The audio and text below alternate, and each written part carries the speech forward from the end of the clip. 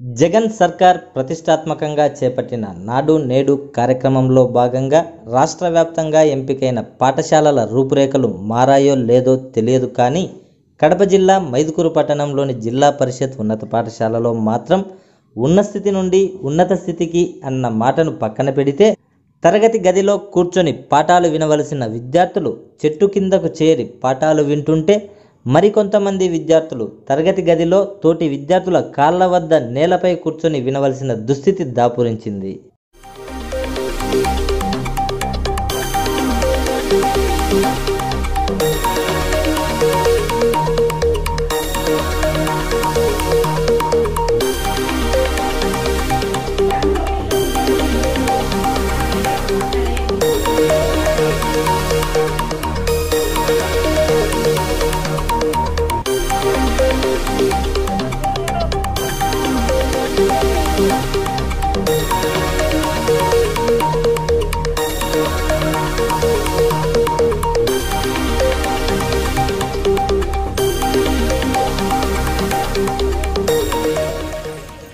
Harshita sir నా పేరు.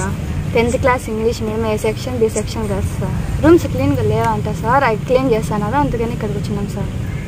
Rooms clean చేయలేదండి సార్, పైన అవి క్లీన్ చేసిన తర్వాత అక్కడ కూర్చున్నాం. ఏం పేరు పల్లవి. ఏమ్మా ఇక్కడ కూర్చున్నారు?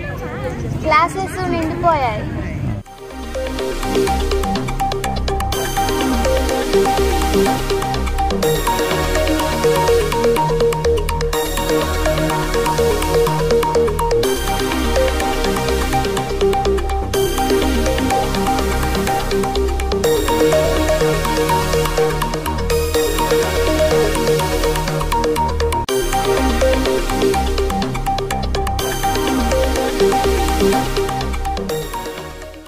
కార్పొరేట్ పాఠశాలలకు దీటుగా ప్రభుత్వ పాఠశాలల్లో వసతులను తీర్చిదిద్దుతాం అన్న ప్రభుత్వ పాలకులు తాగడానికి మంచినీటిని కూడా ఇంటి వద్ద నుండే తెచ్చుకుంటున్నామంటున్న విద్యార్థులకు, టాయిలెట్స్ లేక ఆరు బయటకు వెళుతున్న విద్యార్థులకు ఏం సమాధానం చెబుతారు?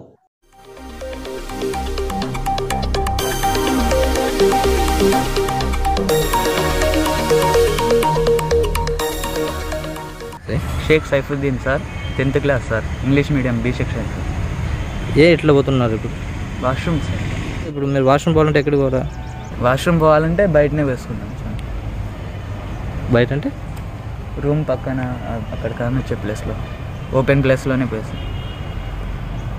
నా పేరు Shakir, 9th class C section English medium. మాకు తాగడానికి నీళ్ళ సమస్య, బయటికి వాష్రూమ్కి పోవాలంటే వాష్రూమ్స్ లేవు, బస్ స్టాండ్కి పోవాల్సి వస్తుంది. ఇంకా బుక్స్ అంటే కొన్ని బుక్స్ ఇస్తున్నారు, కొన్ని బుక్స్ ఇవ్వడం లేదు. జగనన్న విద్యా కానుక అయితే ఇచ్చినారు సార్, దాంట్లో చాలా వరకు కొన్ని బుక్స్ తక్కువ ఉండేవి, అందరికి అట్నే ఉన్నాయి. తాగడానికి నీళ్ళు లేవు సార్, ఇంటికి వచ్చి మేము తెచ్చుకోవాల్సిందే. ఇంకా వాష్రూమ్స్ అంటే వాష్రూమ్స్ లేవు సార్, వాష్రూమ్స్ సరిగా లేవు. ఇంకా మేము బస్ స్టాండ్ దాకా పోయి వాష్రూమ్ చేసుకోవాలి, వాష్ చేసుకోవాలి. షూస్ సరిగా లేవు సార్, షూస్ మాకు 8 నుంచి అయితే 6 నుంచి ఇచ్చేసాం సార్. బుక్స్ 3 సబ్జెక్టులు ఇంకా ఇవ్వలేదు సార్. బెల్ట్ కూడా తీయడం లేదు సార్, బెల్ట్ కొంతమందికి ఇచ్చింది, కొంతమందికి ఇవ్వలేదు సార్. స్కూల్లో వాటర్ లేవు, మంచినీళ్ళు ఇంటి దగ్గర నుంచి తెచ్చుకోవాలి.